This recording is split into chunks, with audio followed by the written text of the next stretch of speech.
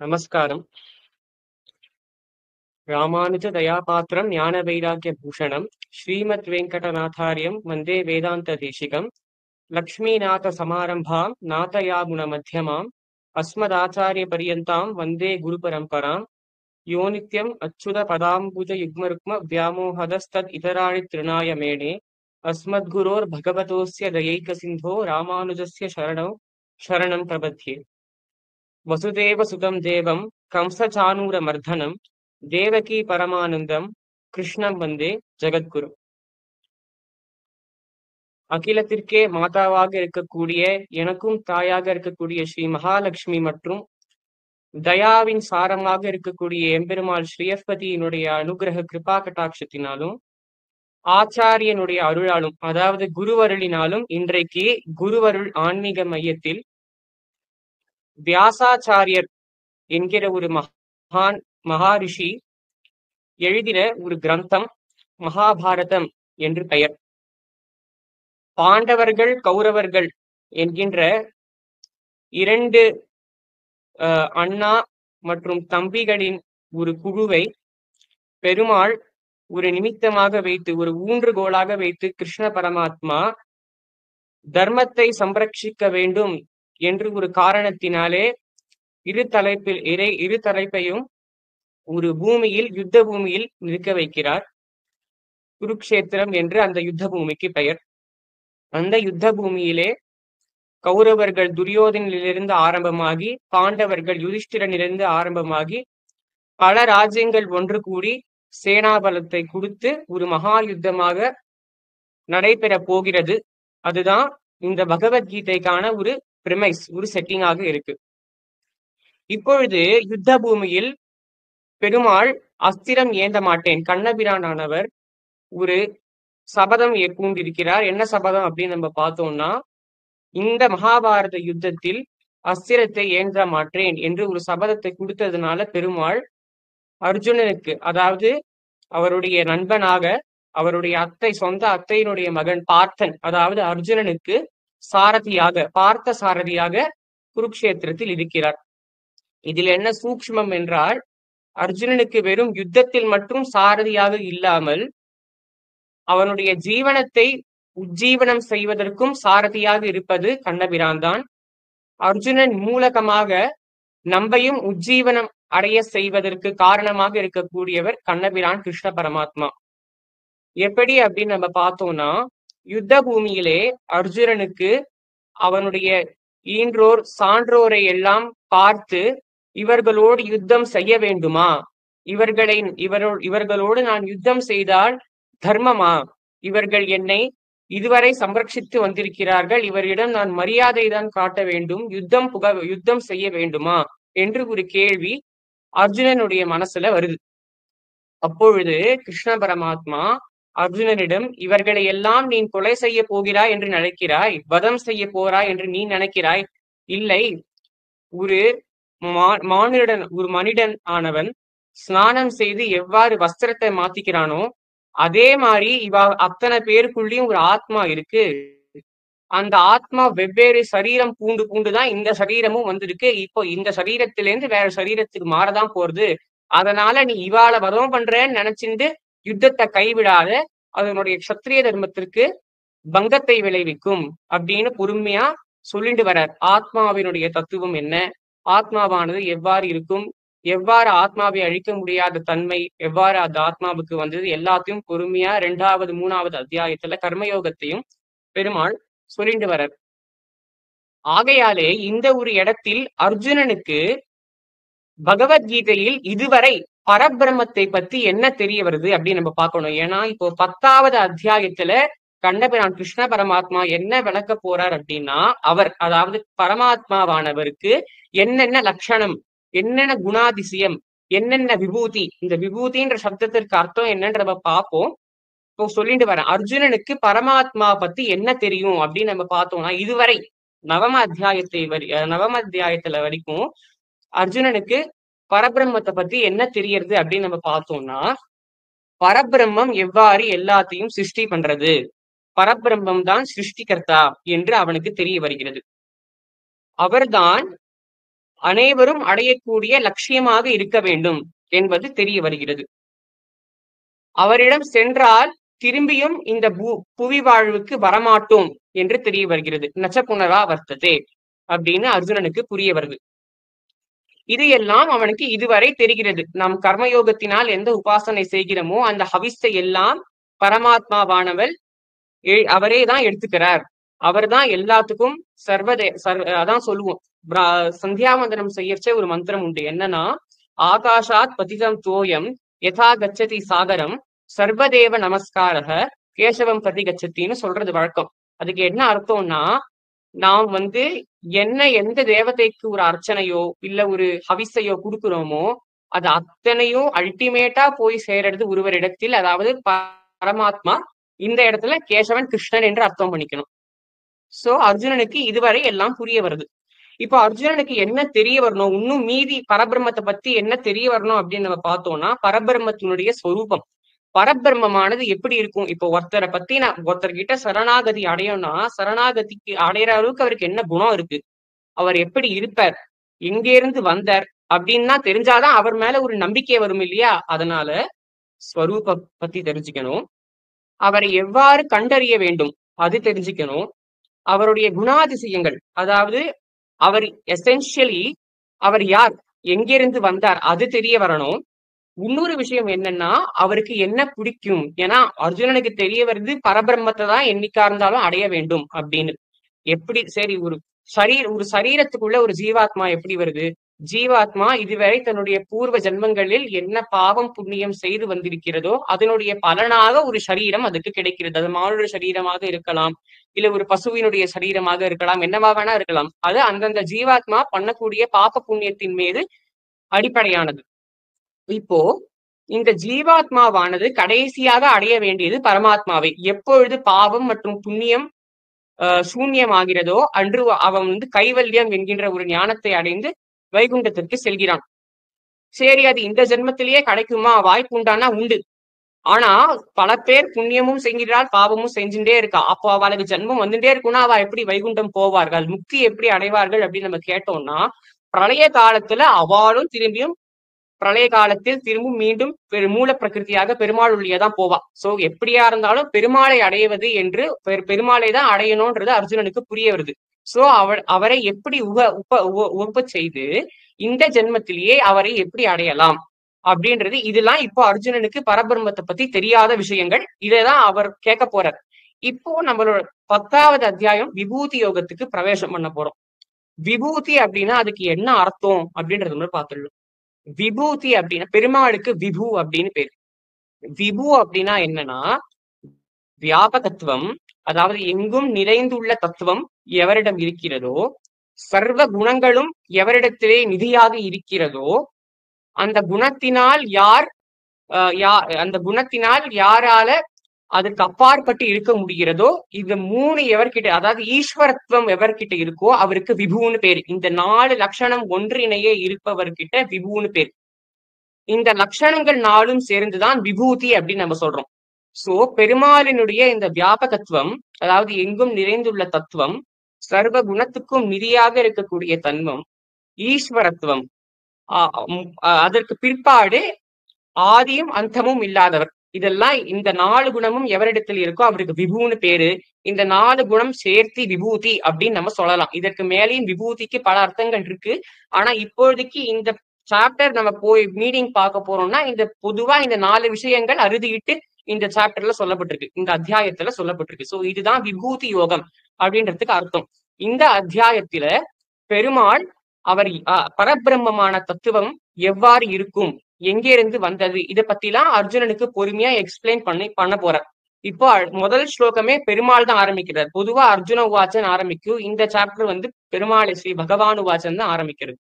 அப்போ பெருமாள் என்ன சொல்றாரு, கிருஷ்ணன் என்ன சொல்றாரு அப்படின்னா, பார்த்தனே இதுவரை நீ என்னென்னலாம் கேட்டுன்னு வந்துட்டு இருக்கியோ அதெல்லாம் என்னுடைய லட்சணங்களே, என்னுடைய லட்சணங்கள் அப்படின்றத சொல்ற.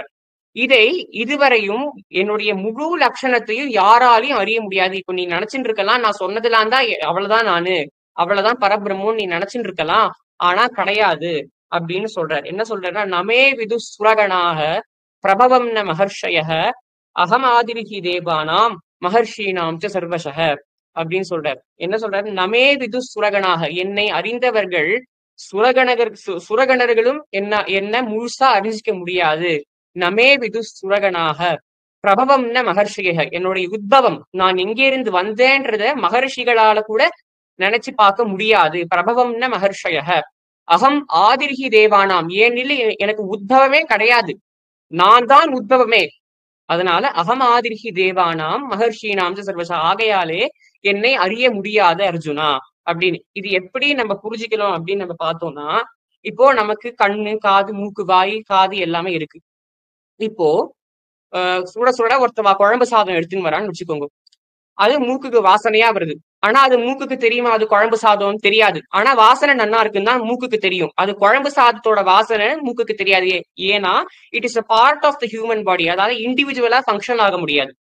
அதே மாதிரி ஜீவாத்மாவாலையும் அது எதற்குடைய அங்கம்ன்றதை என்னைக்குமே முழுசா அறிய முடியாது. சிம்பிளா இன்னொரு விஷயம் சொல்லணும்னா, சாகரம் இருக்குன்னு வச்சுக்கோங்க. அதுல பல அலை வருது. அந்த அந்த அலையும் சாகரத்தினுடைய ஒரு பாகமே, அது தனி கிடையாது. அதே மாதிரிதான் ஜீவாத்மாவும் பரமாத்மாவும். என்றைக்கா இருந்தாலும் ஜீவாத்மா பரமாத்மாவை சென்று அடைய வேண்டும். ஆகையாலே பரபிரமத்தை முழுசாக அறிய முடியாது. இப்போ ஒருத்தரை பத்தி நம்ம முழுசா அறிஞ்சிட்டோம்னா அவளை பத்தி யோசிச்சு நம்ம அவளாவே ஆயிடலாம். சோ எசென்சியலி நம்ம என்ன சொல்லலாம்னா, நம்ம பரபிரமத்தை பத்தி புரிஞ்சுட்டோம்னா நம்மளே பரபிரமம் ஆயிடலாம், விச் இஸ் நாட் பாசிபிள். என்னைக்கும் நடக்காது. ஜீவாத்மாவானவன் என்னைக்கும் பரமாத்மா ஆக முடியாது. ஏன்னா ஜீவாத்மாவும் பரமாத்மாவும் வேற வேற. சோ பரபிரமத்தை என்னைக்குமே புரிஞ்சிக்க முடியாது. ஒருத்தலை என்னைக்கு புரிஞ்சிக்க முடியாதோ அன்னைக்குதான் அவர் நமக்கு எல்லாம் மேலையா இருக்க முடியும். அதனாலதான் அவர் யாராலையும் புரிஞ்சுக்க முடியாது. அதாவது கிருஷ்ண பரமாத்மாவை அவர் பரபிரம்ம ஸ்வரூபத்தில் எவராலும் புரிந்து கொள்ளக்கூடாது. நமே விது சுரகனாக பிரபவம் மகர்ஷய அகம் ஆதிரிகி தேவானாம் மகர்ஷீனாம் சர்வசக, எனக்கு உத்பவமே இல்லை, ஏனெனில் நானே உத்பவம் அப்படின்ற ஒரு விஷயத்தை எடுத்துக்காட்டி பெருமாள் அர்ஜுனன் கிட்ட சொல்றார். அடுத்த ஸ்லோகம் என்ன அப்படின்னு நம்ம பார்த்தோம்னா, யோமாம் அஜம் அநாதிஞ்ச வேத்தி லோக மகேஸ்வரம் அசம்மூட சமர்த்தியேஷு சர்வபாபை பிரமுச்சதே. இதுல என்ன பெருமாள் சொல்றாருன்னா, என்ன அறிய முடியாதுன்னு நான் சொல்றது உண்மைதான். ஆனா என்ன அறிஞ்சாதான்னு நீ என்கிட்ட சரணாகதி பண்ணுவ, உனக்கு முக்தி கிடைக்கும். இந்த 3 விஷயத்த நீ புரிஞ்சுட்டனா உனக்கு உன்னுடைய அஜ்ஞானம் விலகும். என்ன 3 விஷயம் அப்படின்னு நம்ம பெருமாள் சொல்றார். யோமாம் அஜம் அநாதிம்ச வேத்திலோக மகேஸ்வரம். இந்த 3 விஷயம்.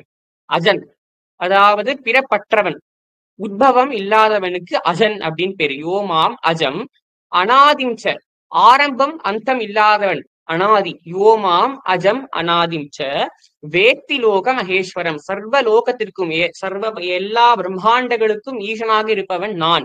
இந்த 3 விஷயத்த என்னைக்கு ஒன்றைய அவன் என்னிடம் பார்க்கிறானோ, யோமாம் அஜமநாதிஞ்ச வேத்தி லோக மகேஸ்வரம் அசம்மூல சமர்த்தியேஷு சர்வபாபை பிரமுச்சதே, அவன் மூடனிலிருந்து ஞானவானாக மாறுகிறான். அஜ்ஞானம் என்கின்ற திரை அவனுடைய மனசை விட்டு விலகிறது.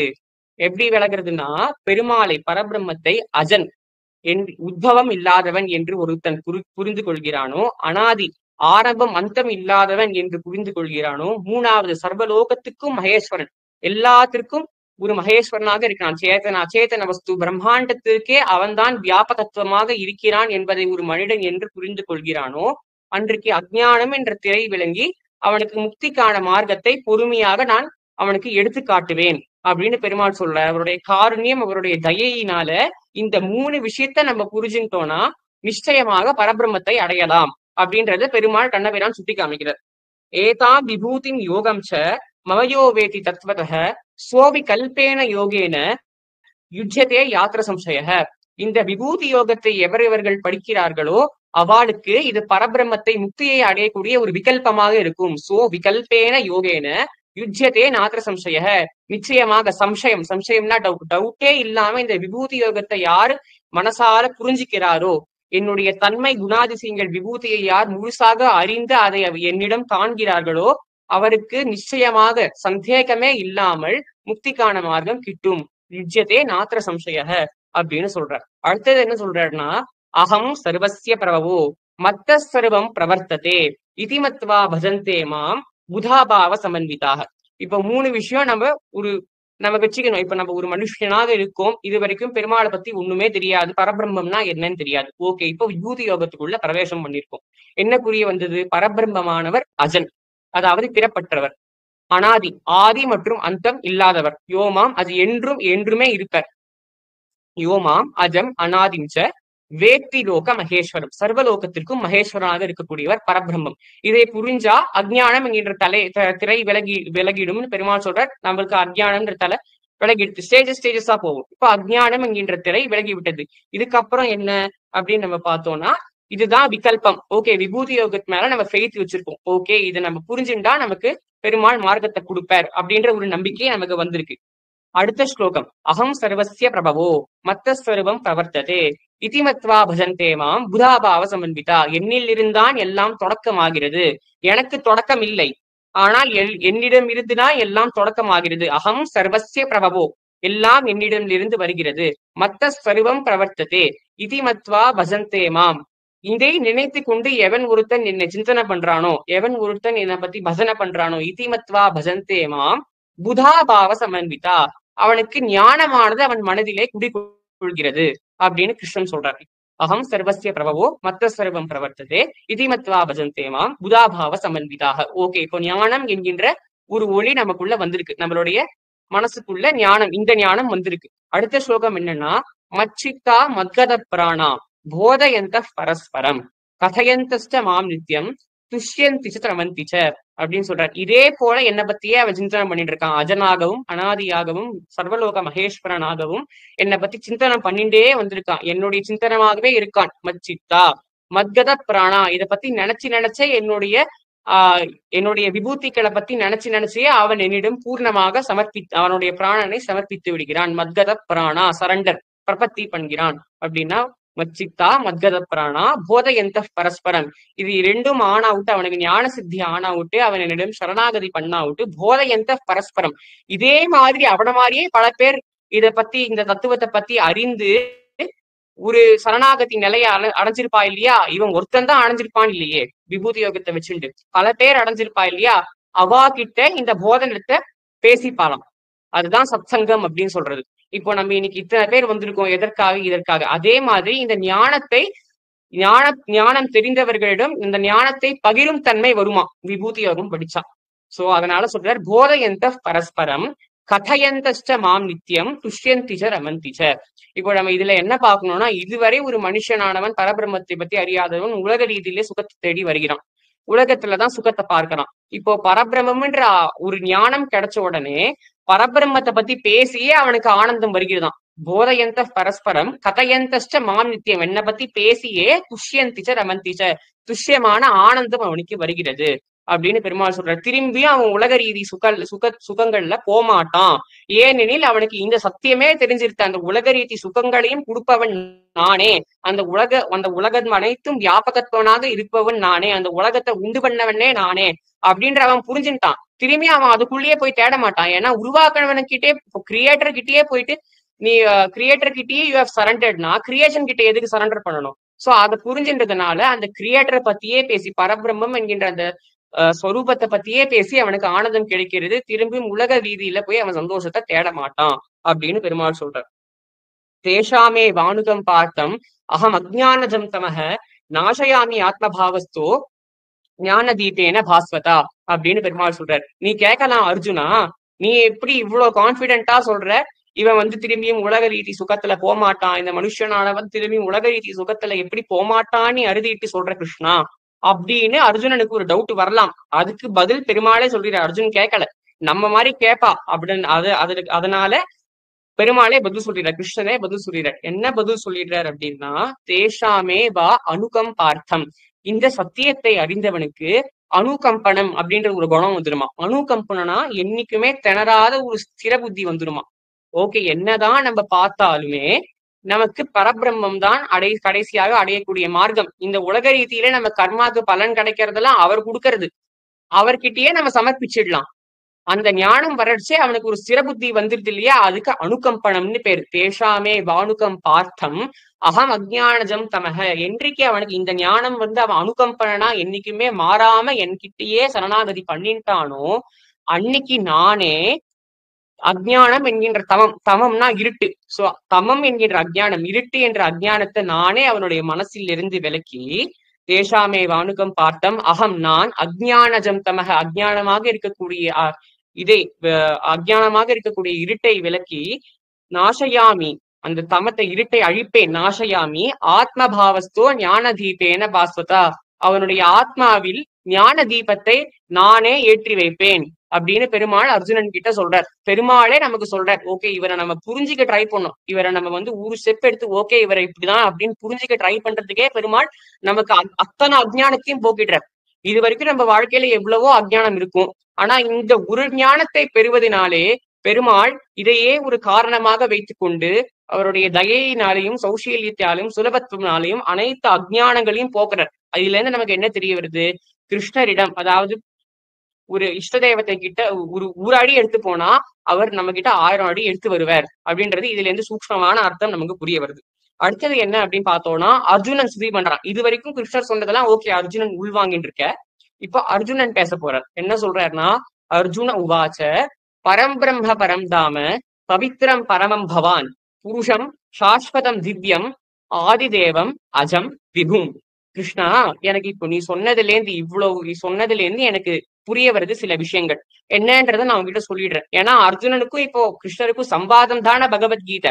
அர்ஜுனன் சிஷ்யனா குரு கிட்ட சமர்ப்பணம், கிருஷ்ணர் கிட்ட சமர்ப்பணம் பண்றான். சோ குரு சிஷ்யனிடையே ஒரு சம்வாதம் இருந்தால்தான் அடுத்தடுத்து சொல்லி கொடுக்க முடியும். அப்போ சிஷ்யனுக்கு என்ன புரிஞ்சுன்றதை பார்த்துதான் அடுத்தது கிருஷ்ணரால மூவ் ஆன் பண்ண முடியும். அதான் அர்ஜுனன் புரிஞ்சுட்டான். ஏன்னா இது ரொம்ப ஹெவி டாபிக். அதனால அர்ஜுனன் சொல்ல ஆரம்பிச்சிடுறான், இது வரைக்கும் எனக்கு என்னென்ன புரிஞ்சுது அப்படின்றத சொல்ல ஆரம்பிச்சிடுறான். பரம் பிரம்ம, நீயே பரபிரம்மம்.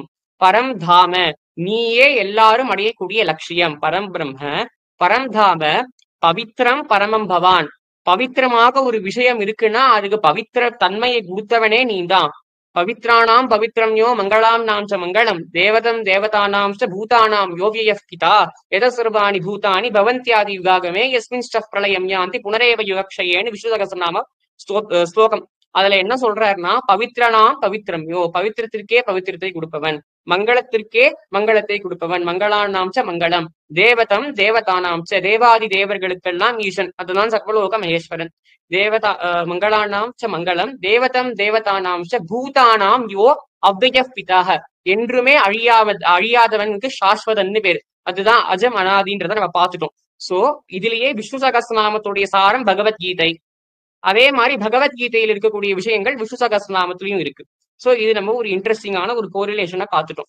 சோ அதனால விஷ்ணு சகஸ்ரநாமத்தை பகவத்கீதைக்கு ரெஃபரன்ஸா எடுக்கலாம் அப்படின்றதையும் நான் இந்த இடத்துல சொல்லிக்க விரும்புறேன். சோ இப்போ என்ன சொல்றார் அர்ஜுனன்? சொல்றார் பரம் பிரம்ம பரம் தாம பவித்ரம் பரமம் பவான் புருஷம் சாஸ்வதம் திவ்யம் ஆதிதேவம் அஜம் விபும். இது வரைக்கும் நான் புரிஞ்சுட்டேன். உன்னுடைய நீ விபுவாக இருக்க, விபுக்கான அர்த்தத்தை நம்ம முன்னாடியே பார்த்துட்டோம். சோ நீ விபுவாக இருக்கிறாய் கிருஷ்ணா, நீ விபுவாக இருக்கிறாய், பரபிரம்மமா இருக்கிறாய், அனைத்து ஜீவராசிகளும் அடையக்கூடிய லட்சியம் பரம்தாமமாக நீ இருக்கிறாய், பவித்திரமா இருக்கிறாய், தேவத்தை அத எல்லாமே நீ இருக்க அப்படின்றது எனக்கு இது வரைக்கும் புரியுது அப்படின்னு சொல்றான். பரம்பிரம்ம பரம்தாம பவித்திரம் பரமம் பவான் புருஷம் சாஸ்வதம், என்னைக்குமே புருஷனாக நீ சாஸ்வதமாக என்றும் அழியாமல் அஜனாக இருக்கிறாய் என்று எனக்கு இது வரைக்கும் புரிய வந்திருக்கு அப்படின்றது இது அடுத்த ஒரு ஸ்லோகம்.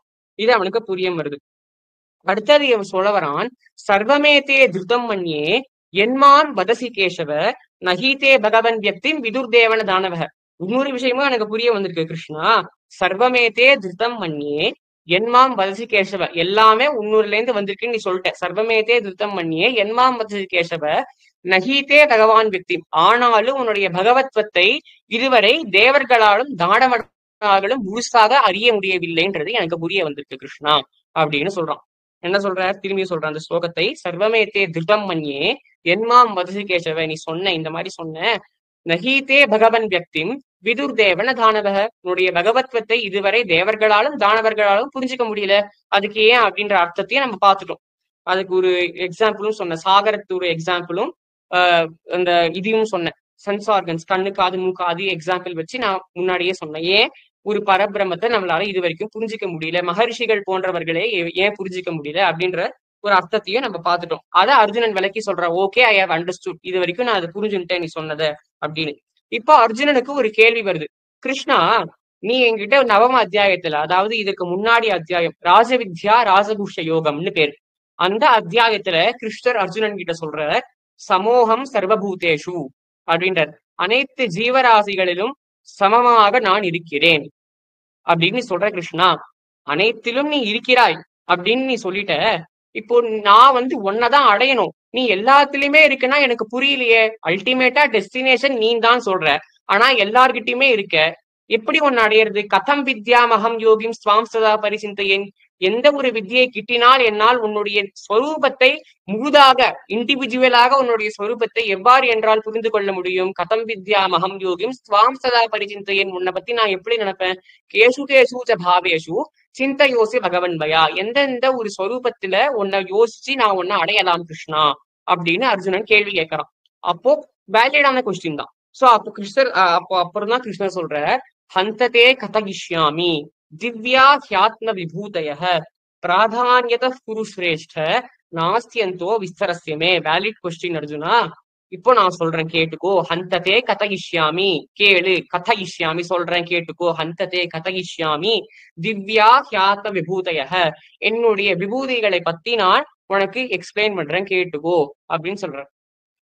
அப்போ இந்த ஸ்லோகத்தை தான் ஆரம்பிக்கிற விபூதி யோகத்தை பெருமாள் அவர் என்னென்ன விபூதியாக இருக்காருன்றத சொல்றது இந்த ஸ்லோகத்தில இருந்தா. ஹந்ததே கதயிஷ்யாமி திவ்யா ஹியாத்ம விபூதய பிராதான்யத குரு சிரேஷ்ட நாஸ்தியந்தோ விஸ்தரஸ்யமே. இன்னொரு விஷயமும் கிருஷ்ணர் சொல்றார். என்ன சொல்றாருன்னா, பிராதான்யத குரு சிரேஷ்ட, பிரின்சிபிளாக மெயினாக எதுலாம் நான் இருக்கேனோ விபூதியாக அதை மட்டும் நான் சொல்கிறேன். ஏனெனில் முழுவதாக என்னுடைய விபூதியை சொன்னால் அதுக்கு ஒண்ணு அளவு கிடையாது. நாஸ்தியந்தோ விஸ்தரஸ்யமே, அது விஸ்தாரமானது. அதுக்கு முதல்ல அதுக்கு என் பாயிண்டே கிடையாது. இப்போ நான் என்னோட விபூதி பத்தி ஆரம்பிச்சேன்னா சொல்லிட்டே தான் போயிட்டு இருக்க முடியும். இன்னொரு விஷயம், அது உன்னோட மைண்ட் கெப்பாசிட்டிக்கு அப்பாற்பட்டது. அதனால பிராதான்யமாக நான் எதிலே இருக்கிறேனோ, விபூதியாக நான் எதிலே குடிக்கொண்டிருக்கிறேனோ, அனைத்து ஜீவராசிகளுக்குள்ள நான் கொண்டிருக்கேன். சேத்தன அச்சேதன வஸ்து எல்லாத்துக்குள்ளயும் நான் இருக்கேன். கரெக்ட். அதெல்லாம் அவர் எக்ஸ்பிளைன் பண்ணுவார். இப்போ பிராதான்யத குரு சிரேஷ்ட நாஸ்தியந்தோ விஸ்தரஸ்யமே. அப்புறம் சொல்ல ஆரம்பிக்கிறார். அகமாத்மா குடாகேஷ சர்வபூதா சயஸ்திதஹ அகம் ஆதிஷ்ட மத்தியம் ச பூதானாம் அந்த ஏவச்ச.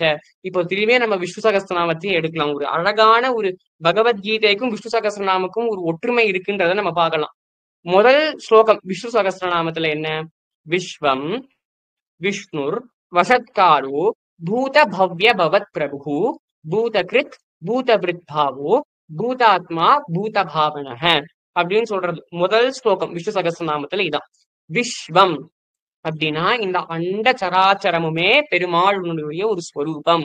அத்தனை இதுக்கும் வியாபகனாக இருப்பது அவரே, விஸ்வமாக இருக்கிறார். அந்த விஸ்வம் எதால ஆக்கப்பட்டிருக்கு? அணுக்கள் மற்றும் பரமாணுக்கள். அந்த அணுக்கள் மற்றும் பரமாணுக்கள் உள்ள பிரவேசிக்கக்கூடிய சக்தி யாரிடம் இருக்கிறதோ அவருக்கு விஷ்ணுன்னு பேரு. சோ என்ன சொல்ல வர்றாருன்னா, விஸ்தாரமாக இருக்கக்கூடிய பிரம்மாண்டத்தை வியாபித்தவனும் நானே.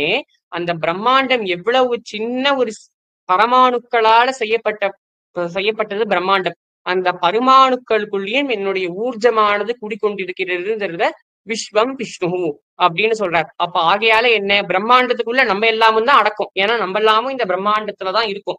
சோ நமக்குள்ளேயும் பெருமாள் இருக்கார். அகம் ஆத்மா அப்படின்றத சொல்றத இந்த விஸ்வம் விஷ்ணு அப்படின்னு எடுத்து காமிக்கிறது. வசத்காரக அப்படின்னா என்னன்னா, இது எல்லாத்தையும் கண்ட்ரோல் பண்ணக்கூடிய ஒரு தன்மை. ஆத்மாவுக்கு சுதந்திரம் இருக்குதான், கொஞ்சம் சுதந்திரம் கொடுத்துருக்கார். ஆனா மீதியை அவரால் கண்ட்ரோல் பண்ண முடியும். சோ அதனால அவருக்கு வசத்காரன்னு பேரு. சோ ஆத்மாவானது அச்சேதனம்ன்றதை இதுல இருந்து நம்ம அந்த பாயிண்ட நம்ம எடுத்துடலாம். ஏன்னா வசத்காரகனா பெருமாள் கண்ட்ரோல் பண்ண முடியும். சோ வசத்காரனாகவும் பெருமாள் இருக்கார். அகம் ஆத்மா இதுக்கு பொருள் பண்ணிக்கலாம். விஷ்ணு சகஸ்ரநாமத்தில இருந்து ஒரு ஸ்லோகத்தை எடுத்து விஸ்வம் விஷ்ணு வசத்காரக அகம் ஆத்மா அப்படின்றதுக்கு பொருள் பண்ணு. குடாகேஷ, குடாகேஷன்றது அர்ஜுனனுடைய இன்னொரு பேரு. ரெண்டு அர்த்தம் இருக்கு இந்த பேருக்கு. ஒன்று சுழன்ற ஒரு முடி இருப்பவனுக்கு குடாகேஷன் பேரு. கேஷம்னா முடின்னு அர்த்தம். சோ சுழன்ற முடி எவனுக்கு இருக்கிறதோ அவனுக்கு குடாகேஷன் பேரு. இன்னொரு அர்த்தம் என்ன பண்ணிக்கலாம்னா, தூக்கத்தை வென்றவனுக்கு குடாகேஷன் பேரு. சோ அல்டிமேட்டா என்ன சொல்றார், இப்போ இதை நீ புரிஞ்சுக்கிறதுனால நீ தூக்கத்தையும் வென்றுட்ட, இப்போ அஜ்ஞானத்தையும் வெல்ல போற அப்படின்றத சட்டிலா சொல்றார். சோ அகமாத்மா குடாகேஷ சர்வபூதா சயஸ்திதஹ, சர்வபூதங்களையும் நான் இருக்கேன். இப்ப என்ன பார்த்தோம்? விஸ்வம் விஷ்ணு வசத்காரோ பூத பவ்ய பவத் பிரபு அப்படின்றத பார்த்தோம் இல்லையா? அடுத்த வரியிலேயே இந்த பூத பவ்ய பவத் பிரபு நான் தான் அப்படின்னு பெருமாள் கிருஷ்ண பரமாத்மாவே ஒத்துக்கிறார். என்ன சொல்றாரு அப்படின்னா, அகமாத்மா குடாகேஷ சர்வபூதாசய ஸ்திதஹ, எல்லா பூதங்களிலும் நான் இருக்கிறேன். அகம் ஆதிஷ்ட மத்தியம் ச பூதானாம் அந்த ஏவச்ச, பூத பவ்ய பவத் பிரபுன்ற நாமத்தை நானேதான் என்னுடைய லட்சணமாக விபூதியாக வைத்துக் கொண்டிருப்பவன் நானே. அகம் ஆதிஷ்ட மத்தியம் ச பூதானாம் அந்த ஏவச்ச, நானே அப்படின்னு பெருமாள் சொல்ற. சோ இதுதான் இந்த ஸ்லோகத்துக்கான அர்த்தம். அகமாத்மா குடாகேஷ சர்வபூதாசய ஸ்திதஹ அகம் ஆதிஷ்ட மத்தியம் ச பூதானாம் அந்த ஏவச்ச அப்படின்னு பெருமாள் சொல்றாரு. இப்ப இதனால நமக்கு என்ன புரிய வருதுன்னா, இப்ப பெருமாள் சொல்ல போறது எல்லாமே அவருடைய விபூதிகள் தான். பிராதான்யமாக எதிலே அவர் கூடியிருக்கிறார் எல்லாத்துக்குமே ஒரு ரீசன் இருக்கு. ஆஹ் இப்போ வந்து விபூதி யோகத்திலே நம்ம பார்ப்போம். நதிகளிலே நான் கங்கா அப்படின்னு சொல்லுவேன். ஏன் யமுனாவோ சரஸ்வதியோ சொல்லிருக்க கூடாதுன்னா, எல்லாத்துக்குமே ஒரு காரணம் இருக்கு. யமுனாவும் சரஸ்வதியும் பெருமாளுடைய ஒரு இதுதான். அவரும் அவாக்குள்ளயும் இருக்காரு தான், இல்லைன்னு சொல்லல. ஆனா ஒரு இதுவும் அதான் சொல்லிட்டாரு, அகமாத்மா குடாகேஷ சர்வபூதாசய ஸ்திதஹன்னு சொல்லிட்டுதான் பிராதான்யக அப்படின்னு ஆரம்பிக்கிறார். சோ நமக்கு புரிஞ்சிருக்கு. இன்னொரு விஷயம் இதுல மெயின் என்னன்னு தர்க்கம் அப்படி வரும் அப்படின்னு பார்த்தோம்னா, இவர் பிராதான்யமா சொல்றாரு, எல்லாருக்குள்ளயும் இருக்கேன்னு சிப்பிளா சொல்லிட்டு யோகத்தை முடிச்சுட்டு போயிருக்கலாமே அர்ஜுனனுக்கு, ஏன் பிராதான்யமா இருக்கிறது சொல்லணும்? அப்ப பாரபட்சம் பார்க்கறது மாதிரி ஆயிடுமே அப்படின்னு பரப்பேலுக்கு கேள்வி வரும். சரி, இதுக்கு ரெண்டு விஷயங்கள் கொண்டு நம்ம வந்து சொல்யூஷன் பண்ணலாம். ஒரு விஷயம் நாஸ்தியந்தோ விஸ்தரசேவேன்னு சொல்லிட்டார். என்னுடைய விஸ்தாரத்துவத்திற்கு அந்தம் கிடையாது. ஆகையாலே நான் ஒண்ணா சொல்லிட்டு வந்தா அதுக்கு அது ஏத்துக்கிறதுக்கு உனக்கு மைண்ட் கெப்பாசிட்டி இல்ல, அவ்வளவு ஆயுசும் உனக்கு இல்ல. நான் சொல்லிண்டே போயிட்டு இருப்பேன், நான் இருப்பேன் நித்தியமா சாஸ்வதன் நீயே சொல்லிட்ட. நீ அதை வரைக்கும் இப்போ உனக்கு யுத்தம் பண்ணணும், அதுக்கோசரம் தான் நான் இவ்வளவு சொல்லிட்டு இருக்கேன். நான் நடுவுல இப்ப விபூதி யோகத்தையே ஒரு 1000 ஸ்லோகம் 300 ஸ்லோகம் அதுக்கு மேலேயே போகும். அது நான் உட்காந்து சொல்லிட்டு இருந்தேன்னா நீ அடுத்தது எப்ப போய் யுத்தம் பண்ணுவேன். சோ அது ஒரு ரீசன் ஏன் பிராதான்யமா சொல்றாருன்றது. சரி, ஓகே, இது ஒரு ரீசனா வச்சுக்கலாம். அப்போ பாரபட்சம் பண்ணாம இருக்காரா அப்படின்றத நம்ம பார்ப்போம்.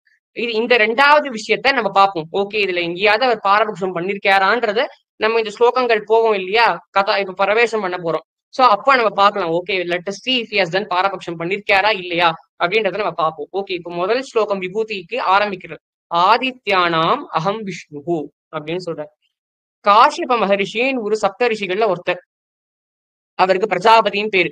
ஏனெனில் அவருடைய பத்னிகள் மூலமாதான் மரம், செடி, கொடி, தாவரங்கள், கத்ருவின் மூலமாக சட்டங்கள் போன்றவைகள், இராயிலிருந்து பசு பட்சிகள். அவருடைய பத்னி, இவ பேர் சொல்றதுலாம் இரா, கத்ருவா சொல்றதுலாம் இவருடைய பத்னி. தக்ஷ கன்யாகுன்னு பேர், 13 பேர் இவருக்கு தர்ம பத்னிகள். சோ இவா மூலயமாதா சுஷ்டியே வந்திருக்கு அப்படின்றத நம்ம பொருள் பண்ணிக்கலாம். அதனால இது பிரஜாபதினு பேர். நம்ம அத்தனை பேருக்கும் பிதாவானவர் கஷ்யப்பர்னு கூட வச்சுக்கலாம். அதனாலதான் பல பேர் கோத்திரம் தெரியாதவா கஷ்யப கோத்திர பவசியன்னு சொல்லிக்கலாம். அது ஒரு சாஸ்திரத்துல ஒரு ஸ்மால் லூப் ஹோல் இருக்கு. சரியா, தட் இஸ் நாட். இப்போ கஷ்யப்பருக்கு முதல் வைஃப் அதித்தின்னு பேரு. அந்த அதித்திக்கும் காசிபருக்கும் பிறந்த குழந்தைகளுக்கு ஆதித்யர்கள்னு பேரு. இந்த ஆதித்யர்கள் 12 பேரு. இந்த ஆதித்யர்கள் 12 பேர்ல பொதுவாக சாஸ்திரம் என்ன சொல்றதுன்னா, ஒரு மாசத்துக்கும் சூரியனை ஒரு மாசத்துக்கும் ஒருத்தர் வந்து கண்காணிப்பாராம். அந்த 12 ஆதித்யர்கள் தான் ஒரு மாசத்துக்கும் சூரியனை கண்காணிக்கக்கூடிய ஒரு பாடியாக இருக்காவலாம். சோ அந்த 12 ஆதித்யர்கள்ல விஷ்ணு அப்படின்ற பெயரோட அந்த விபூதியாக நான் இருக்கிறேன். இந்த விஷ்ணுன்ற ஆதித்யர் தான் வந்து கார்த்திகை மாசத்துக்கு வரக்கூடிய உகப்பான சூரியன். சரியா தெரியல, ஆனா கார்த்திகை மாசம் தான் இருக்கணும். ஏன்னா அந்த டைம்ல தான் கார்த்திகை மாசத்துல, அதனாலதான் நம்ம தீபாவளி, தீபங்கள் போன்ற பல விசேஷங்கள்லாம் நடக்கிறது. சோ அதனால அப்படியேற்பட்ட ஆதித்யர்கள்ல விஷ்ணுவாக நான் இருக்கிறேன். ஆதித்யானாம் அகம் விஷ்ணு ஜோதிஷாம் ரவிரம்சுமான். இப்போ ஜோதி கொடுக்கக்கூடியதுல நான் யார் அப்படின்னு நம்ம பார்த்தோம்னா, இப்போ இந்த டியூப்லைட் ஒளி கொடுக்கறது, கரண்ட் போயிடுச்சுன்னா டார்ச் லைட், இல்லைன்னா வழக்கேத்தி, எல்லாமே ஒளி கொடுக்கறது. ஆனா ஒளி கொடுக்கக்கூடிய வஸ்துக்களில் எது சிறந்தது? சூரியன். ஆகையாலே சிறந்ததுதான் நான். என்னை விட சிறந்தது எதுவும் கிடையாது. அதுதான் விபூதி அவருக்கு. சோ அதனால ஒளி கொடுப்பதிலேயே சிறந்தது எதுவாக இருக்கோ அதுதான் பரமாத்மாவா இருப்பார். சோ ஆகையாலே ஜோதிஷாம் ரவிரம் சுபான். ரவினா சூரியன். சோ ஒளி கொடுக்கக்கூடிய இதிலே நான் சூரியனாக இருக்கிறேன் அப்படின்னு பெருமாள் சொல்றார். ஆதித்யானாம் அகம் விஷ்ணு ஜோதிஷாம் ரவிரம் சுபான் மரீச்சிர் மருதாமஸ்மி நக்ஷத்ரானாம் அகம் சசி. மருத்துக்கள்ன்ற மழை தேவதைகளுக்கு பேர். சோ இந்த மருத்துக்கள்ல நான் மரீச்சியாக இருக்கிறேன் அப்படின்னு சொல்றார். இதெல்லாம் போட்டோம். இப்போ எல்லாம் ஒண்ணா சொல்லிட்டு வர்றார். வேதானாம் சாம்ப வேதோஸ்மி தேவானாம் அஸ்மி வாசவக, இதெல்லாம் சொல்லிட்டு வர்றார். இப்போ நம்ம சூக்ஷ்மமான இதுல ஒரு அர்த்தத்தை பார்ப்போம். ஆதித்யர்கள் 12ன்னு சொன்னேன். இதே மாதிரி நம்மளுடைய சனாதன தர்மத்துல 30 முக்கோடி அப்படின்னு சொல்லுவோம் இல்லையா, 33 கோடி அப்படின்னு சொல்லுவோம். இந்த கோடியும் தமிழோட கோடி அப்படின்றது வேற. கோடினா குரோர்ஸ் ஆயிடும். அந்த கோடி இல்ல, இது கோட்டி.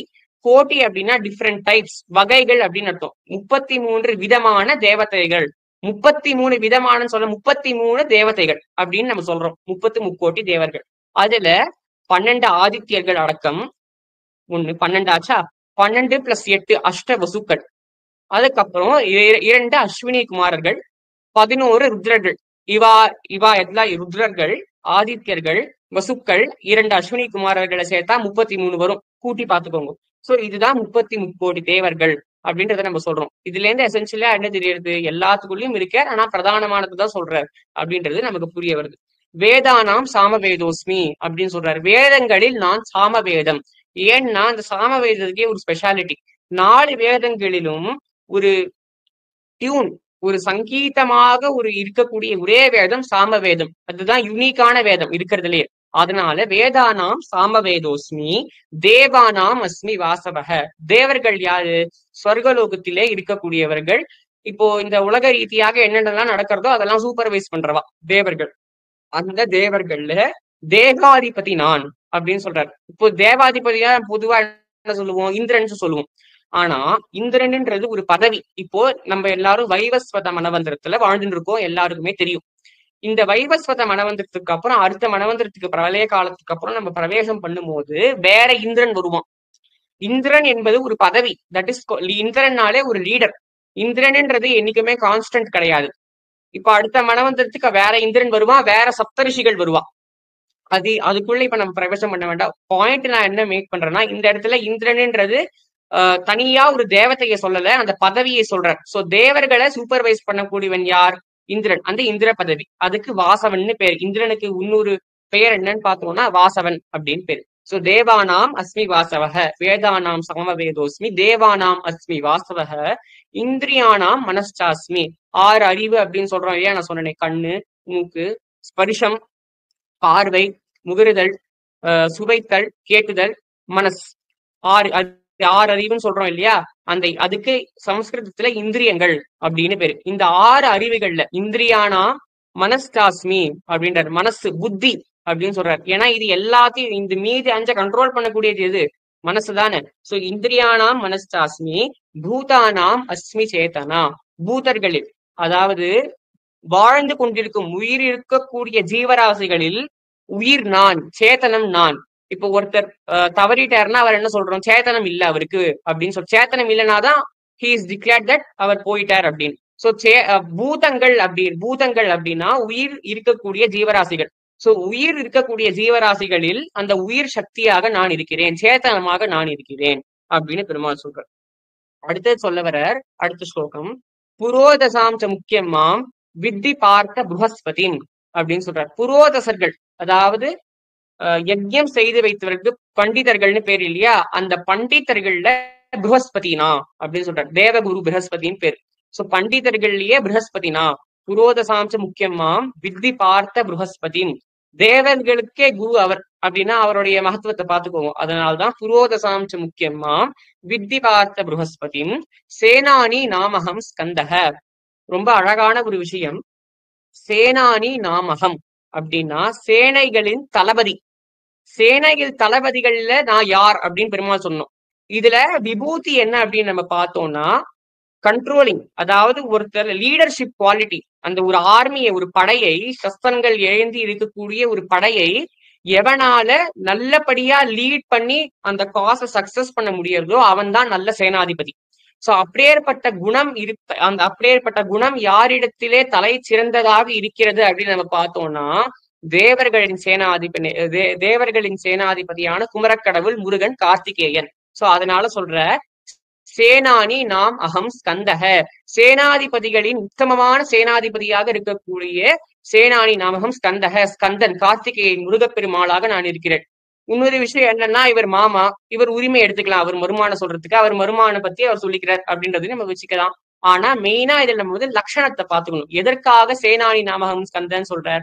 அவருடைய அந்த கேப்பபிலிட்டி, ஒரு சேனையை ஒரு நல்ல விதமாக கொண்டு சென்று அந்த பலனை வேணுன்ற பலனை வாங்கி கொண்டு வரக்கூடிய தன்மை ஒரு நல்ல சேனாதிபதி, ராஜாவோட சேனாதிபதி கிட்ட தான் இருக்கணும்.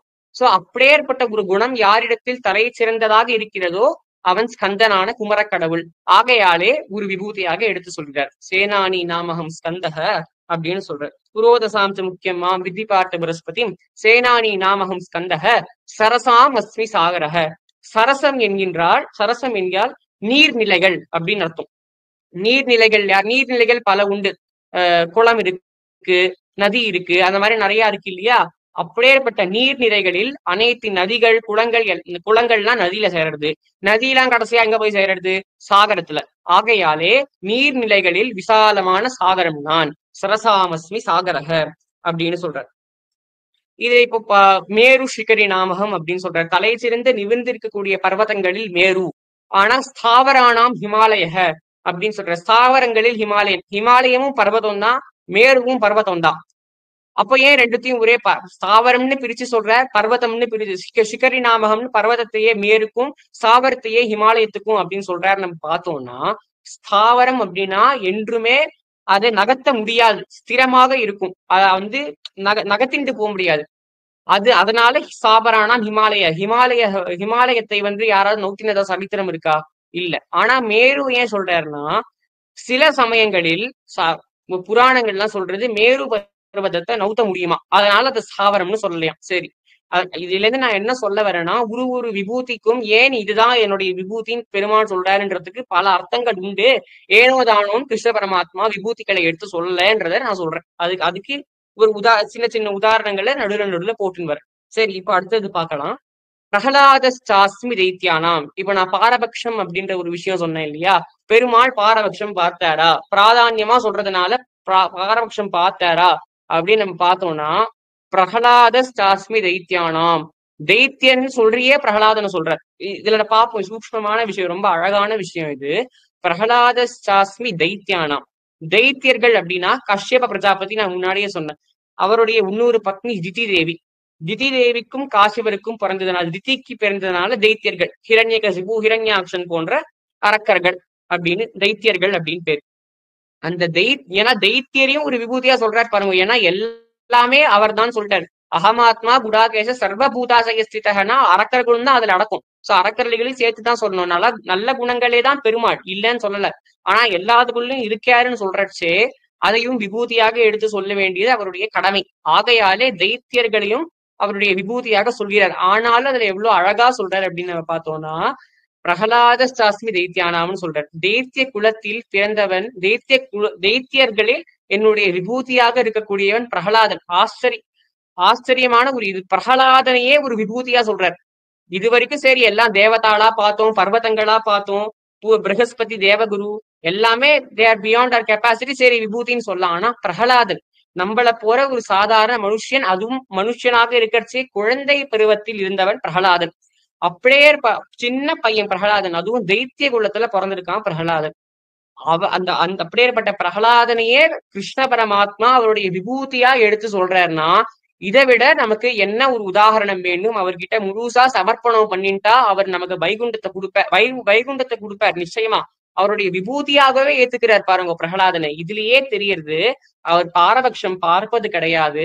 யார் யாரெல்லாம் அவர்கிட்ட பக்தி பண்றாளோ, சின்னதா ஒரு சமர்ப்பணம், பத்திரம் புஷ்பம் ஃபலம் தோயம் யோமே பக்தியா பரியச்சதி ததகம் பக்தி பகிருத்தம் அஸ்னாமி பிரயதாத்மனகன் ஸ்லோகம். பெருமாள் என்ன சொல்றார்?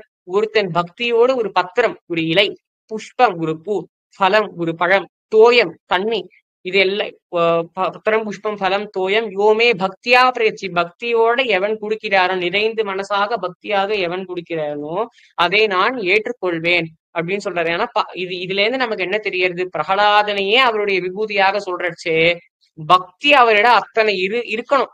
பிரகலாதன் அப்படி அவனுக்கு ஞானம் இருந்தது. அதையேதான் அவன் சொல்லிட்டு வந்தான். இல்ல நாராயணன் வெறும் அவனுடைய கடமை அவன் சொல்லிட்டு வந்தான். அவன் பிதா அவனை எவ்வளவோ கஷ்டப்படுத்தினார், ஹிரண்யகசிபு கஷ்டப்படுத்தினார். பாம்பால குத்த வச்சார், மலையில இருந்து தள்ளி விட்டார், எல்லாம் பண்ணார் ஹிரண்யகசிபு, எல்லாமே பண்ணான் அந்த Hiranyakashipu.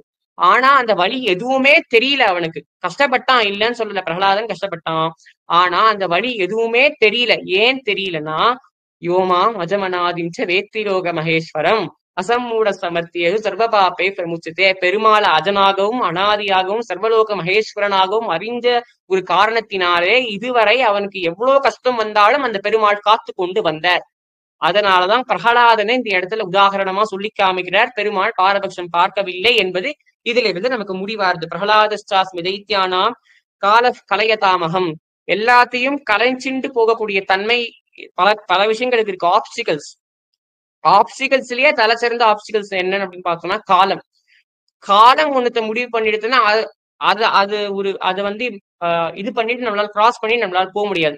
So among the obstacles, greatest obstacles, தடைகளில் நான் காலமாக இருக்கிறேன். கால கலையதாமகம் அப்படின்னு சொல்றார். அடுத்தது நம்ம என்ன பார்த்தோம்னா வைனதேயஸ்ட பக்ஷினாம் அப்படின்னு சொல்றார். பக்ஷிகளில் நான் கருடன். கருடன்னா நம்ம உடனே அர்த்தம் பண்ணிக்க வேண்டாம். கருடன்னா இப்ப பல கருடன்னா வச்சுக்கலாம். இப்போ நம்ம வந்து வீட்டுக்கு வெளியில கருடன் பார்க்கணும்னா ஓகே இது பெருமாளுடைய விபூதி அப்படின்னு நம்ம நினைச்சுக்கலாம். அந்த கருடன் அவர் சொல்லல, அவருடைய வாகனமான கருடன் சொல்றாரு. எப்படி தெரியுதுன்னா எங்க கருடன்னு சப்தத்தை போடல, வைனதேயன்னு போடுறாரு. இதுல இருந்தே நமக்கு புரியுது வினதாவுடைய புத்திரன் கஷ்யப்பருக்கும் வினதா தேவிக்கும் பிறந்த குழந்தைதான் கருடன். அவனுக்கு வைனதேயன்னு பேரு. அதனால அவர் சொல்றார் வைனதேயஸ்ட பக்ஷினாம். ஏன் கருடனை வந்து அவருடைய பட்சிகளில் தலை சிறந்தவன்னு சொல்றாருன்னா அவரை மாதிரி ஒரு சமர்ப்பண பாவம் வேற யார்கிட்டயும் வராது. அவரை மாதிரி ஒரு கன்விக்ஷன் டிட்டர்மினேஷன் யார்கிட்டயும் வராது. அமிர்த கலசத்தை தேவர்களிடமிருந்து திருடி கொண்டு வந்து அவருடைய தாயை வந்து மீட்டெடுக்கணும்ன்றதுக்கோசரம் அப்படியேற்பட்ட ஒரு வேகத்தில் பறந்து சென்று தேவர்கள் அத்தனை பேரையும் தோக்கடிச்சுட்டு தாய்க்கோசரம் அமிர்த கலசத்தை கொண்டு வரான். சோ வாட் எவர் பர்பஸ் அவருக்கு கருடன் கிட்ட நம்ம ஒரு காரியத்தை கொடுத்தோம்னா அவர் பண்ணி கொடுத்துருவார். அதனால்தான் பெருமாளே அவரை வாகனமாக வச்சுட்டு இருக்க. சோ வைனதேயஸ்த பக்ஷினாம் அப்படின்னு சொல்றார். இப்ப கிருஷ்ணர் சொல்றார் பவன பவதாமஸ்மி ராம சஸ்திரபிருதாமகம் அப்படின்னு சொல்றாரு. இன்னொரு விஷயம், இப்ப சேனானி நாமகம் ஸ்கந்தன் பார்த்தோம் இல்லையா, அதே மாதிரி ராம சஸ்திரபிருதாமகம் அப்படின்னு சொல்ற. சஸ்திரங்கள் ஏந்தக்கூடியவர்களில் தலை சிறந்தவன் யார் அப்படின்னு நம்ம பார்த்தோம்னா ரெண்டு விஷயம். முதல்ல சஸ்திரத்தை சரியா பயன்படுத்த தெரியணும், சஸ்திரத்தை எப்படி பிரயோகப்படுத்தணும்னு தெரியணும். ரெண்டாவது விஷயம் எதற்காக பிரயோகப்படுத்தணும்னு தெரியும். மூணாவது விஷயம் அந்த பிரயோகப்படுத்துறதுனால என்ன நடக்கும்ன்றது தெரியணும். இதுதான் சஸ்திரபிருத்தனுக்கு லட்சணம். சும்மா நம்ம கிட்ட பவர் இருக்குன்னு யாரை வேணா அழிக்கலாம் அப்படின்றவனுக்கு நல்ல சஸ்திரபிருத்தன் அப்படின்னு சொல்ல முடியாது. நல்ல ஒரு ஆயுதத்தை ஏந்தக்கூடியவன் லட்சணம் அப்படின்னு சொல்ல முடியாது. இந்த மூன்று விஷயங்களுமே யாருகிட்ட ஒன்றிணைய பாக்குறோம் அப்படின்னா ராமபிரான் கிட்ட பாக்குறோம். சஸ்திரங்கள் பிரயோகப்படுத்துவதில் தலை சிறந்தவர் ராமர். சஸ்திரத்தை எதற்காக பிரயோகிக்க வேண்டும் என்பதிலும் ஒரு தெளிவுண்டு ராமருக்கு. அந்த சஸ்திரத்தினால் என்ன ஒரு பல விளைவுகள் வரும்ன்றதை தெரிஞ்சுட்டுதான் சஸ்திரத்தை பிரயோகம் செய்யறார் ராமர். பிரம்மாஸ்திரத்தை முதல்லயே பிரயோகப்படுத்திருக்கான் ராவண வதம் பண்றதுக்கு. ஆனா பிரம்மாஸ்திரத்துடைய பிரயோகத்திற்கு எப்போ பண்ணணும் அப்படின்றதெல்லாம் இருக்கிறதெல்லாம் போட்டிருக்கலாம். அவர் நினைச்சிருந்தா உடனே பண்ணிருக்கலாம். ஆனால் தர்மத்துக்கு உட்பட்டவராக வாழ்ந்து வருகிறார். இதுல இருந்து நமக்கு என்ன தெரியுதுன்னா ஒருத்தர் ஒரு கையில் ஒரு பதவியோ ஒரு மிகவும் ஒரு பொறுப்பை வைத்துக் கொண்டிருக்கிறார்னா அவர் எந்த மாதிரி இருக்கணும்ன்றதுக்கான லட்சணம் சஸ்திரபிருத்த லட்சணம் அப்படின்னு பேர். சோ ராம சஸ்திரபிருத்தாமகம். இந்த குணங்கள் எல்லாம் சஸ்திரபிருத்தனுக்கான இந்த நல்பண்புகள் எல்லாம் யாரிடையே அறிய கிடைக்கிறது என்றால் ராமபிரானிடம் கிடைக்கிறது. ஆகையாலே ராம சஸ்திரபிருத்தாமகம் அப்படின்னு கிருஷ்ணர் சொல்றார். பவன பவதாமஸ்மி ராமசஸ்திர பிருதாமகம் யசானா மகரஸ்தாஸ்மி ஸ்ரோதசாம் அஸ்மி ஜான்ஹவி. நதிகளில் நான் கங்கை அப்படின்னு பெருமாள் சொல்ற. கங்கைக்கு அவ்வளவு மகோன்னதமான ஒரு புண்ணியம். சாக்ஷாத் வாமன அவதாரத்தில் பெருமாளுடைய காலில் இருந்து வந்து சிவனுடைய ஜடாமுடியில் இருந்து கீழே இறங்கி பகீரதனுடைய முன்னோர்களுக்கு முக்தி கொடுக்கணும்ன்ற ஒரே ஒரு இதுக்கோசரம் இறங்கி வந்தவள் கங்கை. பகீரதனுடைய தபஸினுடைய பலன். அத்தனை தபஸ் பண்ணிருக்கா பகீரதன். முதல்லயே அவர் அப்பா திலீப மகாராஜா போனதுக்கு அப்புறமே பதவி ஏற்க வேண்டியவன் பகீரதன். ஆனா இத்தனை வருஷமா என்னுடைய முன்னோர்கள் எல்லாம் என்னுடைய முன்னோர்களுக்கு முக்தி வழங்க வேண்டும், அவளுடைய அஸ்தி மேல கங்கா பிரவாகிச்சாதான் அவளுக்கு முக்தி அப்படின்றது அந்த பகீரதனுக்கு தெரியும். ஆகையாலே நான் ராஜாவாக முடிசூடுவதற்கு முன்னாடி கங்கையை கீழே கொண்டு வந்துதான் நான் முடிசூடுவேன் அப்படின்ற ஒரு டிட்டர்மினேஷன். சோ அந்த டிட்டர்மினேஷனோட பலனாக கங்கை வருகிறாள் புனிதத்தின் சாரமாக. சோ ஆகையாலே ஸ்ரோதசாம் அஸ்மி ஜான்ஹவி. ஜான்ஹவின்றது கங்கையினுடைய இன்னொரு பெயர். ஸ்ரோதசாம் அஸ்மி ஜான்ஹவி அப்படின்னு பெருமாள் சொல்றார். அவருடைய விபூதிகள்ல ஒன்னா சொல்றார், கங்கையை சொல்றார். சர்க்கானாம் ஆதிரந்தஸ்ச மத்தியம் செய்வாகம் அர்ஜுன அத்தியாத்ம வித்யா வித்யானாம் வாத பிரவததாமகம். சர்க்கம் அப்படின்னு நம்ம பார்த்தோம்னா இந்த இடத்துல பொருட்கொள்ள வேண்டியது, சர்க்கம்னா கிரியேஷன், படைத்தல்.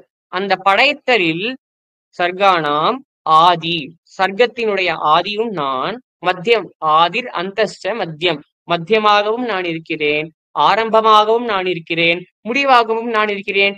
ஏன்னா படைத்தலில் ஆரம்பமாக இருப்பவன் யார்? நாராயணன். அவனிடம் தான் பத்மநாபத்திலிருந்து தான் பிரம்மா வருகிறார், சிருஷ்டி பண்றார். சோ ஆரம்பத்துல பெருமாள் தான் இருக்கார், நாராயணன் இருக்கார். சோ சர்க்கத்தில், அதாவது படைத்தலில் ஆரம்பமாக இருக்கக்கூடியவன் நான். சர்க்கானாம் ஆதி அந்தஸ்ட, பிரளய காலத்தில் எல்லாம் அவனுள்ளே மீண்டும் செல்கிறது, மீண்டும் வெளிவருகிறது, திரும்பியும் அதே சைக்கிள் ரிப்பீட் ஆகுது. சோ அந்தமும் அவரே. மத்தியம், நடுவுல இப்ப இந்த சிருஷ்டி கிரமத்துல நடுவுல பெருமாள் அவதாரங்கள் எடுத்துட்டு வர நம்ம எப்படி வாழணும் அப்படின்றதுக்கோசரம் விபவாவதாரமாக எடுத்துக்கொண்டு வருகிறார், அவதாரங்களை எடுத்துக்கொண்டு வருகிறார். புரிஞ்சுது நமக்கு. சோ இதனால சர்க்கானாம் ஆதி அந்தஸ்ட மத்தியம் செய்வாகம் அர்ஜுன, ஒரு படைத்தலில் ஆதி அந்தம் மத்தியம் எல்லாமே நான் தான். சர்க்கானாம் ஆதி அந்தஸ்ட மத்தியம் செய்வா அகம் அர்ஜுன, நான் தான் அர்ஜுனா. அத்தியாத்ம வித்யா வித்யானாம், வித்யைனா இப்போ விஞ்ஞானம் அப்படின்னு நம்ம பொருள் பண்ணிட்டோம்னா சயின்ஸ் அப்படின்னு அர்த்தம். இப்போ சயின்ஸ்ன்றது வெறும் ஃபேக்ட்ஸ், அது மாறலாம், சயின்ஸ்ன்றது மாறலாம். சோ வித்யன்றது இந்த இடத்துல விஸ்டம் அப்படின்னு நம்ம பொருள் பண்ணிக்கணும். விஸ்டம்னா இப்போ தட் இஸ் அ ஃபேக்ட், அதால என்னைக்குமே மாத்த முடியாது, it is ever constant. So அப்படியேற்பட்ட ஒரு விஸ்டம், எந்த ஒரு விஸ்டம்னா அத்தியாத்ம வித்யை, நம்மளே அறிந்து கொள்ளும் வித்தை தான் தலை சிறந்த வித்யை. ஏனெனில் அது என்றும் மாறாது. நான் தான் இதுனா இதுதான் நான் அப்படின்றது என்னைக்குமே பல வருஷ காலமா, பல ஆண்டுகளா சனாதனம் அப்படின்ற தர்மத்துல இந்த வித்யை தான், அத்தியாத்ம வித்யை தான் இன்னி வரைக்கும் நிலைச்சு நிற்கிற வித்யை. ஆகையாலே அத்தியாத்ம வித்யா வித்யானாம் வாத பிரபததாவகம். ஒருத்தர் இப்போ ஒரு பட்டிமன்றத்துக்கு போறாருன்னா ஒரு டாபிக் இருக்கும் இல்லையா, அந்த டாபிக்கை பத்தி அகெயின்ஸ்ட் ஃபார் 2 தலைப்புகள் இருக்கும். அந்த 2 தலைப்புகளையும் என்ன லாஜிக் இருக்கோ, தர்க்கம் இருக்கோ, அந்த தர்க்கம் தான் நான். வாத பிரபததாமகம், I am the logic in the arguments. லாஜிக்கே இல்லைன்னா அது ஆர்குமெண்ட் இல்லை, சும்மா கத்தின்னு இருக்கிறது. சோ ஆர்குமெண்ட்னா அதுல லாஜிக் இருக்கணும், அந்த லாஜிக் தான் நான். வாத பிரபததாமகம். அக்ஷராணாம் அகரோ அஸ்மி, அக்ஷரங்களில் நான் தான் அகாரம். ஏன் அகாரம்னா பிரணவத்தினுடைய தொடக்கமே அகாரம், உகாரம் அகாரம் தான் சொல்றோம். சோ பிரணவத்தோட தொடக்கமே அகாரம். இன்னொரு விஷயம் என்ன அப்படின்னு நம்ம பார்த்தோம்னா, அகாரம் இல்லாம வேற எந்த ஒரு சப்தத்தையும் நம்மளால பேசவே முடியாது. க அப்படின்னா அதுல அகாரம், க அப்படின்னா அதுல ஒரு அகாரம், அதுலன்னா அந்த அகாரத்தை குறித்து ஒரு ஹை பிச்ல சொல்றது. சோ அகாரம் இல்லாம ஒரு சப்தம் இல்லை அப்படின்றதுனால அக்ஷராணாம் அகரோ அஸ்மி, அக்ஷரங்களில் நான் அகாரமாக இருக்கிறேன். துவந்தவ சாமசிகஸ்ய, சமஸ்கிருதத்துல கிராமர்ல சமாசம் அப்படின்னு ஒண்ணு இருக்கு. 2 வேர்டை சேர்க்கறதுக்கு சமாசம் அப்படின்னு பேரு. அந்த கிராமட்டிக்கல் ரூலுக்கு சமாசம் அப்படின்னு பேரு. பல விதமான சமாசங்கள் இருக்கு. பகுவிரிகி தத்புருஷ சமாசம், தத்புருஷ சமாசம், அவ்யயீபாவ சமாசம் போன்ற பல சமாசங்கள் இருக்கு. அந்த சமாசங்களில் நான் துவந்தவ சமாசம். ஏன் துவந்தவ சமாசம் என்றால் 2 வேர்டை இடிச்சு ஒன்றாக சொல்லக்கூடிய தன்மையானது துவந்தவ சமாசத்துக்கு ஒன்றுதான் இருக்கு. என்ன அப்படின்னு நம்ம பார்த்தோம்னா, ராமஹ பிளஸ் லக்ஷ்மணஹ, ராம லக்ஷ்மண ஒரு என்டிட்டியா சொல்லக்கூடியது. அது ஏன் துவந்த சமாசம்னு சொல்றாருன்னா, கடைசியா ஜீவாத்மாவும் பரமாத்மாவும் ஒன்றினையே வைகுண்டத்தில் காணப்படும். அந்த ஒன்னார இதுதான் நம்மளுடைய லட்சியம். பரமாத்மாவும் நாமளும் ஒன்னா ஆனோம் அப்படின்றதுதான் ஒரு லட்சியமா இருக்கணும். அத சட்டுலா துவந்துவ சாமசிகஸ்ய அப்படின்னு பெருமாள் சொல்றார். ஒன்றிணையக்கூடிய சமாசம் எதுவோ அதுதான் நான், ஏனெனில் கடைசியாக ஒன்றுதான் ஆக வேண்டும். சோ துவந்துவ சாமசிகஸ்ய அகமேவா அக்ஷய காலோ, என்றும் அதை அழிக்க முடியாது அப்படின்றத பார்க்கணும். அழிக்கவே முடியாத ஒரு வஸ்து என்ன அப்படின்னு நம்ம பார்த்தோம்னா ஒண்ணு பரபிரமம். ஆனா இங்க பேசிட்டு இருக்க வரே பரபிரமம். சோ அதனால பரபிரமத்துக்கு விபூதியாக சொல்லிக்க முடியாது. சோ அதனால இன்னொரு அழிக்க முடியாத விஷயம், அக்ஷயமாக இருக்கக்கூடிய விஷயம்னா அது காலம், டைம். டைமை என்னைக்குமே நம்மளால அழிக்கவே முடியாது. இதுதான் டைம். நானோ செகண்ட், நானோத் செகண்ட் கன்வெர்ட் பண்ணிட்டே இருக்கலாம், கம்மி பண்ணிட்டே இருக்கலாம். So time does not have a destruction. There is always a unit of time.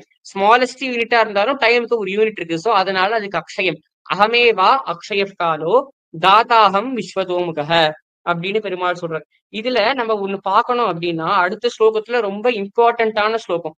இதுவரைக்கும் பட்சிகளில் வைனதேயன், ஆதித்யர்கள்ல விஷ்ணு அப்படின்னு ஒண்ணுத்துக்கா பர்டிகுலரா சொல்லிட்டு வரச்சே, நாரி அதாவது ஸ்திரீகளில் நான் யாருன்னு பெருமாள் சொல்லணும் இப்போ. அப்போ பெருமாள் சொல்ற தனிச்சையா ஒரு ஸ்திரீ சொல்லிருக்கலாம், திரௌபதி நான், இல்ல சீதா நான் அப்படின்னு சொல்லியிருக்கார். நாரிகளில் நான் சீதை அப்படின்னு சொல்லியிருக்கலாம். ஆனா பெருமாள் சொல்லல. என்ன சொல்றாருன்னா, கீர்த்திஹி ஸ்ரீ வாக்ச நாரினாம் ஸ்மிருதிர் மேதா திருதீக்ஷமா. ஒரு நாரி இருக்கான்னு வச்சுக்கோங்க, ஒரு ஸ்திரீ இருக்கான்னு வச்சுக்கோ. வாழ்க்கையில் இதுவரை ஒரு பெண்ணானவள் எவ்வளவு பெயர் கீர்த்தியை சம்பாதித்து வருகிறார்களோ அந்த கீர்த்தியே என்னுடைய விபூதி.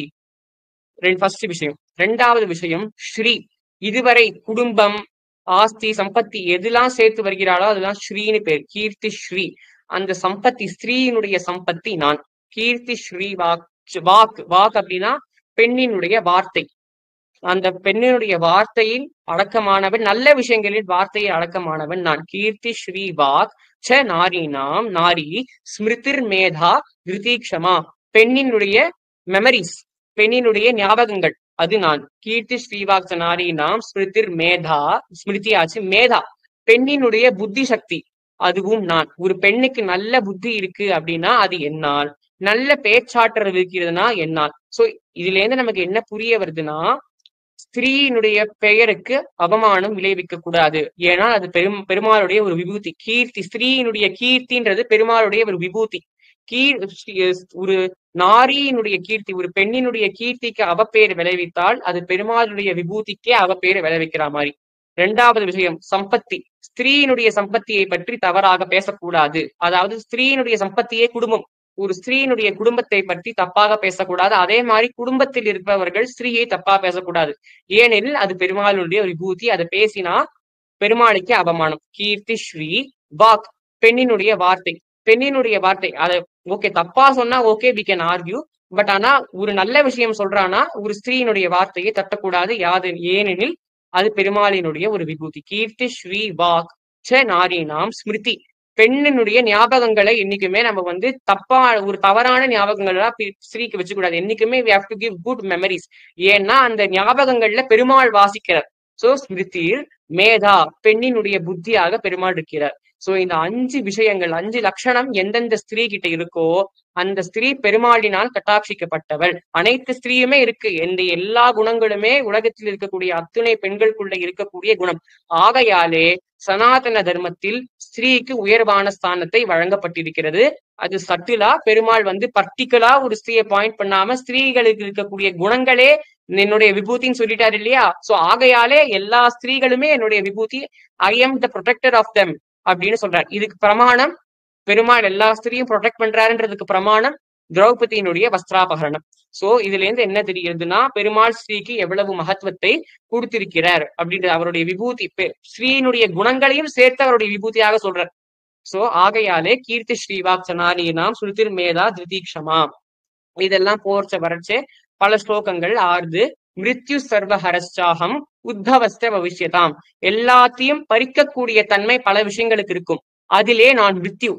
இப்ப ஒரு மனுஷன் எவ்வளவோ சம்பத்தி சம்பாதிச்சிருக்கலாம், பேரு புகழ் எல்லாத்தையும் சம்பாதிச்சிருக்கலாம். ஆனா மொத்தத்தையும் எடுத்துன்னு போறச்ச மொத்தமே இல்லாம தானே போறான். அது மிருத்யு தானே எடுத்துன்னு போறது. சோ எல்லாத்தையும் ஹரணம் பண்ணக்கூடியதில் மிருத்யு சிறந்தவன் நான். அதுதான் மிருத்யு, என்னுடைய விபூதி. மிருத்யு சர்வஹரஸ்சாகம் உத்பவஸ்த பவிஷ்யதாம். பிறப்பு எடுக்கக்கூடிய வஸ்துக்களில் நான் தான் பவிஷ்யம். ஏன்னா அது நடந்துட்டே இருக்கு. சோ அதுலயே எதுதான் பிறப்பு எடுக்க போறதோ அது எல்லாமே அடக்கம். சோ உத்பவஸ்த பவிஷ்யதாம் அப்படின்னு பெருமாள் சொல்றார். அடுத்தது ஆச்சரியமாக என்ன சொல்றாரு அப்படின்னா, தேஜஸ் தேஜஸ் வினாமகம். ஒரு மனுஷனுக்கு தேஜஸ் இருக்குன்னு வச்சுக்கோங்கப்பா, எவ்வளவு தேஜஸா இருக்கான் அப்படின்னா அந்த தேஜஸ் வந்தது பெருமாளினாலே. தேஜஸ் தேஜஸ் வினாமகம். சத்வம் சத்வபதாமகம். என்னமா சத்வகுணத்தோட இருக்கான் பார் அப்படின்னா அந்த சத்வகுணம் வந்ததும் பெருமாளுடைய கடாட்சித்தினாலே.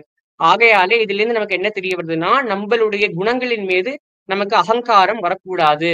ஏனால் அதை கொடுத்தவனே பகவான். அவனுக்கு பறிக்கக்கூடிய சக்தியும் இருக்கு. பறிக்க மாட்ட, ஆனா அவருடைய விபூதி. அதனால அவர் இதுவரைக்கும் நமக்கு கொடுத்திருக்க குணத்தினாலையும் அவர் நம்ம கிட்டதான் ஆட்பட்டு இருக்கணும்ன்றத பெருமாள் சொல்றாரு இந்த இடத்துல. விஷ்ணினாம் வாசுதேவோஸ்மி. விஷ்ணி அப்படின்றது கண்ணபிரான் பிறந்த குலத்தினுடைய பேர். பொதுவா யாதவர்கள்னு கேள்விப்பட்டிருக்கோம் இல்லையா? அதே மாதிரி கிருஷ்ணர் பிறந்த குலத்துக்கு விஷ்ணி அப்படின்னு பேரு. அந்த விஷ்ணியில் பிறந்த விஷ்ணி குலத்தில் பிறந்தவர்களில் நான் தான் வாசுதேவன் அப்படின்னு சொல்றார். விஷ்ணினாம் வாசுதேவோஸ்மி நான் பாண்டவானாம் தனஞ்சய.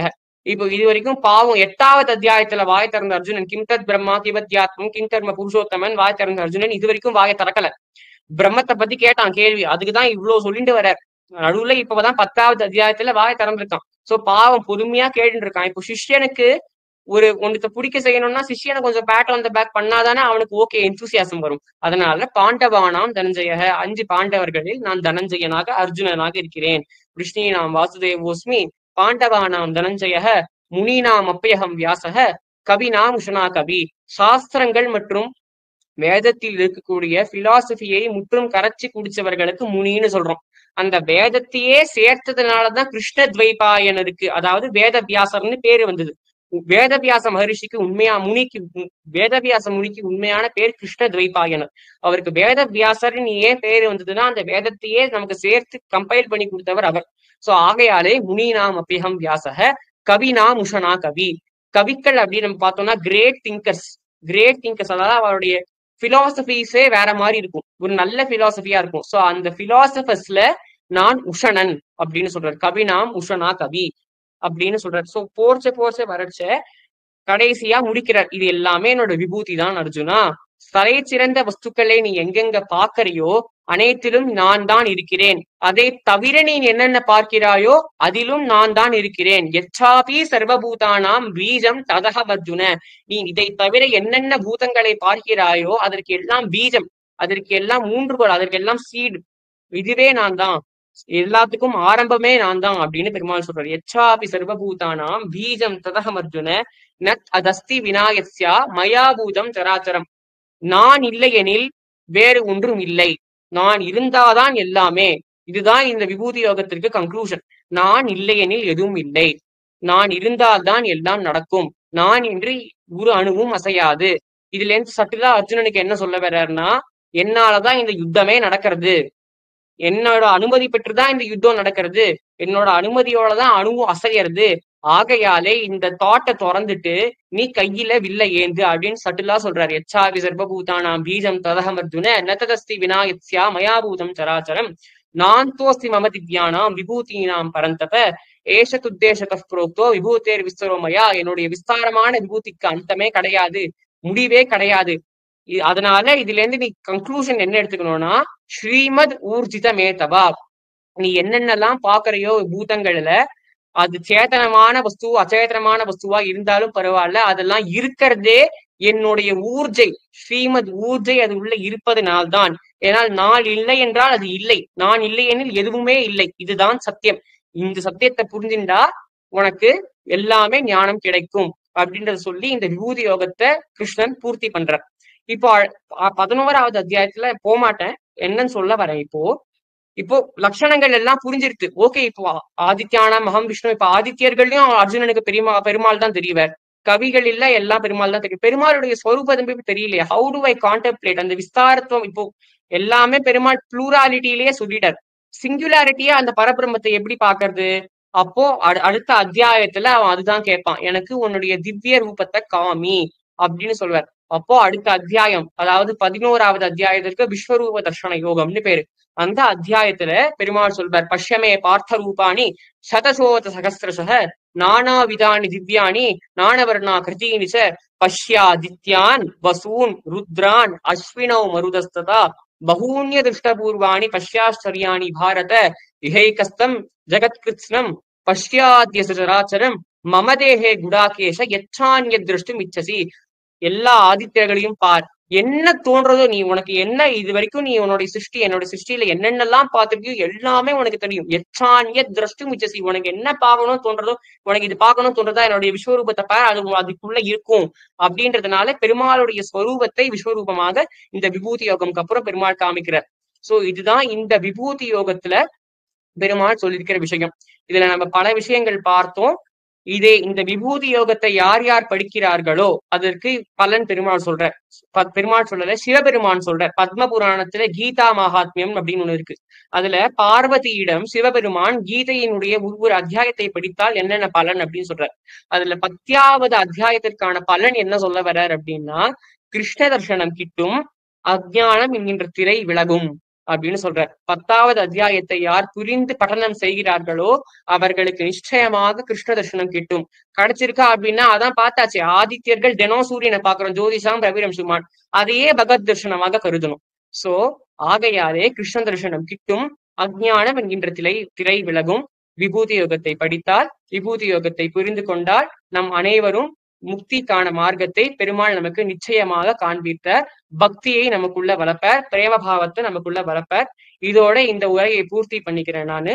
கவிதார்க்கிக சிம்ஹாய கல்யாண குணசாலினே ஸ்ரீமதே வெங்கடேஷாய வேதாந்த குரவே நமக.